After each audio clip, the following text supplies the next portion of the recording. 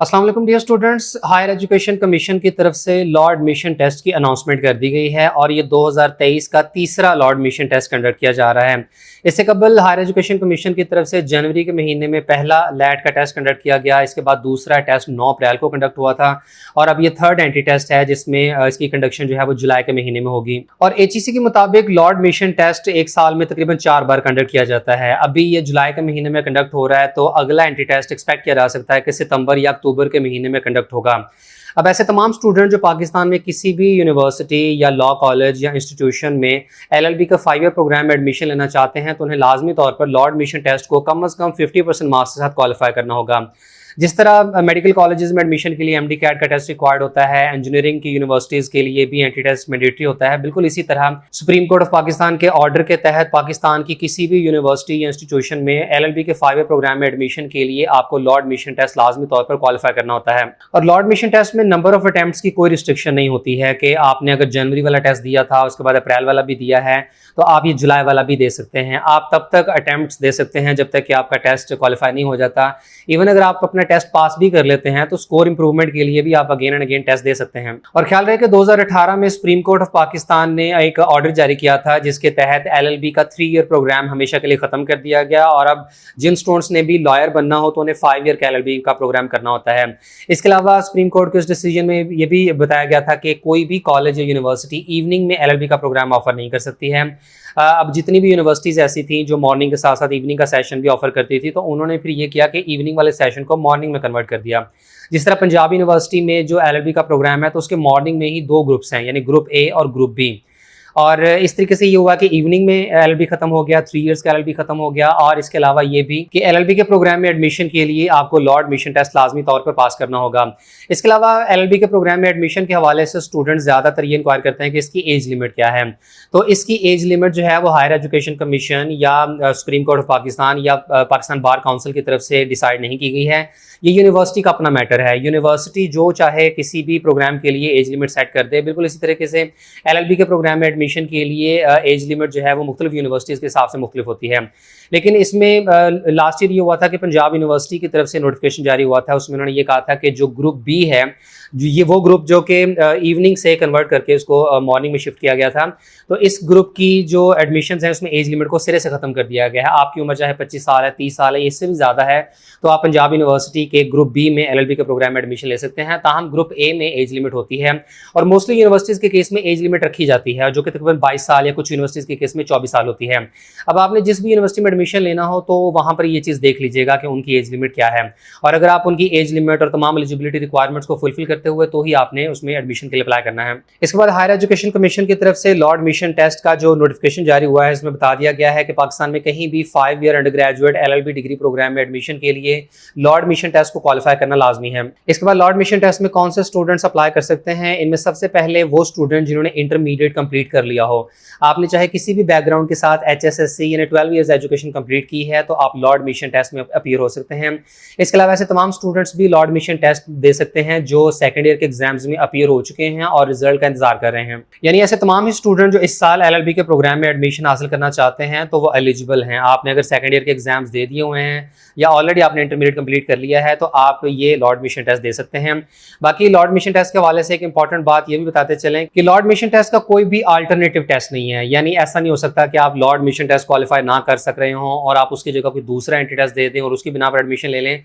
ऐसा कोई भी मुतबादल या अल्टरनेटिव एंट्री टेस्ट नहीं है। आपको लाजमी तौर पर लॉ एडमिशन टेस्ट ही क्वालिफाई करना होता है। इसके बाद लॉ एडमिशन टेस्ट के पैटर्न और सिलेबस की बात करें तो इसमें सबसे पहले कैंडिडेट्स ने एक एसे लिखना होता है और कैंडिडेट्स की चॉइस होती है कि चाहे तो वो इंग्लिश में लिखें या उर्दू में। इसके टोटल 15 नंबर होते हैं और कैंडिडेट्स के पास मैक्सिमम 200 वर्ड्स की ऑप्शन होती है कि 200 अल्फाज से ज़्यादा का ये ऐसे नहीं होना चाहिए। इसी तरह अगला सवाल पर्सनल स्टेटमेंट का होता है। ये भी कैंडिडेट चाहे तो इंग्लिश या उर्दू में लिख दें। ये 10 नंबरों का होता है और मैक्सिमम 200 वर्ड्स की कैपेसिटी मौजूद होती है। इसके बाद नेक्स्ट इंग्लिश का पोर्शन होता है जिसमें सिर्फ MCQs पूछे जाते हैं और ये 20 नंबरों के MCQs आते हैं। और इसके सिलेबस की बात करें तो सिर्फ सिनोनिम्स, एंटोनिम्स और प्रेपोजिशंस में से सवालात आते हैं। इसके बाद जनरल नॉलेज के 20 MCQs आते हैं, इस्लामिक स्टडीज़ के 10, पाकिस्तान स्टडीज़ के 10 और उर्दू के भी 10 MCQs आएंगे और उर्दू में सिर्फ और सिर्फ वोकैबुलरी में से सवाल पूछे जाते हैं। और बेसिक मैथमेटिक्स में से 5 MCQs आते हैं। इस तरह टोटल ये एक 100 नंबरों का टेस्ट होता है जिसमें से पासिंग मार्क्स 50 हैं। और अगर आप 50 में से एक नंबर भी कम लेते हैं, यानी अगर आपके 49 मार्क्स या 48 आ जाते हैं, तो ऐसे केस में आपको राउंड ऑफ करके पास नहीं किया जाएगा, बल्कि आप फेल ही कंसिडर होंगे। जब तक कि आप 50 नंबर नहीं ले लेते, आपको दोबारा से टेस्ट देना पड़ेगा। और ऐसे तमाम स्टूडेंट जो लॉर्ड मिशन टेस्ट की घर बैठे बेहतरीन प्रिपरेशन करना चाहते हैं, तो आप नुमान लॉ अकेडमी को ज्वाइन करें, जो कि बड़ी ज़बरदस्त सर्विस ऑफर कर रहे हैं, जिसमें होता ही है कि डेली बेसिस पर स्टूडेंट्स को टेस्ट दिए जाते हैं, नोट्स फराहम किए जाते हैं और रोजाना जूम ऐप पर 1 घंटे की क्लास भी ली जाती है। और 1 माह के टाइम में स्टूडेंट्स को लॉर्ड मिशन टेस्ट की मुकम्मल प्रिपरेशन करवा दी जाती है। आज ही नुमान लॉ अकेडमी को ज्वाइन करें, दिए गए व्हाट्सएप नंबर पर कॉन्टैक्ट करें। इसके बाद लॉर्ड मिशन टेस्ट की डेट से मुतालिक बताएं तो 16 जुलाई को ये टेस्ट कंडक्ट होगा, और अगर किसी भी वजह से टेस्ट डेट चेंज करनी पड़ती है तो तमाम रजिस्टर्ड कैंडिडेट्स को HEC की तरफ से इन्फॉर्म कर दिया जाएगा। और तमाम स्टूडेंट्स ने जो अप्लाई करना है तो वो HEC की ऑफिशियल वेबसाइट etc.hec.gov.pk से होगा। और एंट्री टेस्ट की तारीख से 1 हफ्ता कबल कैंडिडेट्स अपनी रोल नंबर स्लिप को डाउनलोड कर सकेंगे। रोल नंबर स्लिप्स HEC की वेबसाइट और कैंडिडेट्स के दिए गए ईमेल एड्रेस पर फॉरवर्ड कर दी जाएगी। तमाम स्टूडेंट्स को एंट्री टेस्ट की डेट, टाइम और वेन्यू से मुताल्लिक ईमेल और SMS के जरिए इन्फॉर्म कर दिया जाएगा। इसलिए तमाम ऐसे स्टूडेंट जो HEC की वेबसाइट से ऑनलाइन रजिस्ट्रेशन करते हैं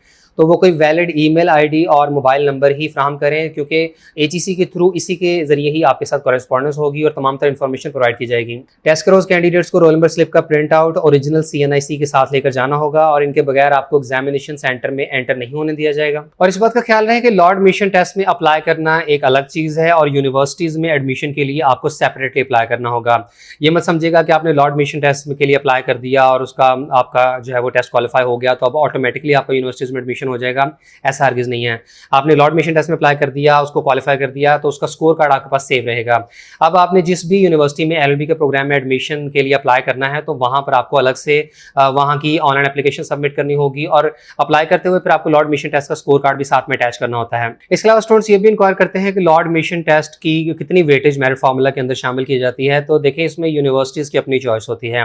वैसे इस वक्त की सिचुएशन ये है कि ज़्यादातर Pakistani universities law admission test की कोई भी वेटेज शामिल नहीं करती हैं, बल्कि वो ये रिक्वायर करते हैं कि लॉर्ड मिशन टेस्ट बस आपने पास किया हो। जो मेरिट कैलकुलेशन है वो कैंडिडेट के इंटरमीडिएट के मार्क्स की बुनियाद पर होती है। ताहम कुछ यूनिवर्सिटीज़ ऐसी हैं जो लॉर्ड मिशन टेस्ट के मार्क्स की वेटेज मेरिट फार्मूला के अंदर शामिल करती हैं। अब आपको यूनिवर्सिटी टू यूनिवर्सिटी ये देखना पड़ेगा कि आप जिस भी इदारे में एडमिशन के लिए अप्लाई कर रहे हैं तो वहाँ पर क्या लॉर्ड मिशन टेस्ट की कोई मेरिट फार्मूला के अंदर वेटेज शामिल की जा रही है या नहीं की जा रही। तो जो भी उस यूनिवर्सिटी का पर्टिकुलर मेरिट क्राइटेरिया होगा उसके मुताबिक आपका मेरिट बनेगा, और अगर आप मेरिट पर पूरा उतरते हुए तो ही आपको दाखिला मिलेगा। HEC की तरफ से लॉर्ड मिशन टेस्ट पाकिस्तान के तमाम बड़े शहरों में कंडक्ट किया जाता है। इसके मुख्तलिफ शहरों में एग्जामिनेशन सेंटर्स बनते हैं और कैंडिडेट्स ने अप्लाई करते हुए अपने एप्लीकेशन फॉर्म में मुतल्लिका टेस्ट सिटी सेलेक्ट करना होता है।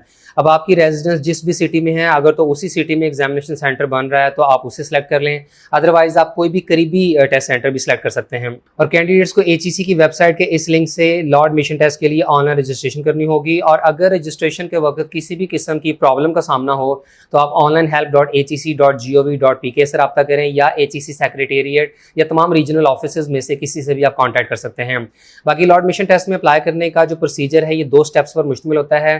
पहले स्टेप में कैंडिडेट्स ने माई प्रोफाइल सेक्शन को कंप्लीट करना होता है, और दूसरे सेक्शन में ऑनलाइन पोर्टल पर कैंडिडेट्स ने लॉ एडमिशन टेस्ट के लिए अप्लाई करना होता है। और ख्याल रहे कि सिर्फ सबमिटेड एप्लीकेशंस को ही कंसीडर किया जाएगा और सेव्ड या इनकम्प्लीट एप्लीकेशंस रिजेक्ट हो जाएंगी। लॉ एडमिशन टेस्ट में अप्लाई करने की प्रोसेसिंग फी 1800 रुपए है, जो कि 1 link 1 bill invoice participating banks, इसके अलावा ATM, internet banking, mobile banking, easy पैसा, जैज कैश या यू पैसा के थ्रू पेमेंट की जा सकती है। इसके साथ ही यहाँ HEC की तरफ से मुख्तसरन ये तरीका बताया गया है कि आपने लॉर्ड मिशन टेस्ट के लिए जो प्रोसेसिंग फ़ी जमा करवानी है तो उसका स्टेप बाय स्टेप प्रोसीजर क्या होगा।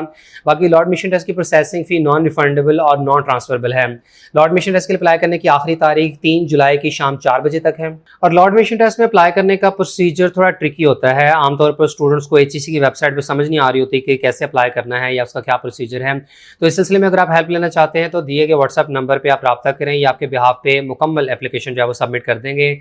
HEC की वेबसाइट से लॉर्ड मिशन टेस्ट या पाकिस्तान में किसी भी यूनिवर्सिटी या एंट्री टेस्ट के लिए अप्लाई करना हो तो इस व्हाट्सएप नंबर के थ्रू अगर आप रब्ता करें तो ये आपको बेहतरीन सर्विस फराहम करेंगे। और अगेन यहाँ मेंशन कर दिया गया है कि एग्जामिनेशन हॉल में एंट्री के लिए कैंडिडेट्स को ओरिजिनल CNIC या ओरिजिनल पासपोर्ट ले जाना होगा, और इसके अलावा रोल नंबर स्लिप का प्रिंट आउट भी ले जाना होगा। और लॉर्ड मिशन टेस्ट के हवाले से किसी भी फर्दर इन्फॉर्मेशन या गाइडलाइंस के लिए आप दिए गए कॉन्टैक्ट नंबर्स के थ्रू HEC से डायरेक्ट कॉन्टैक्ट करें।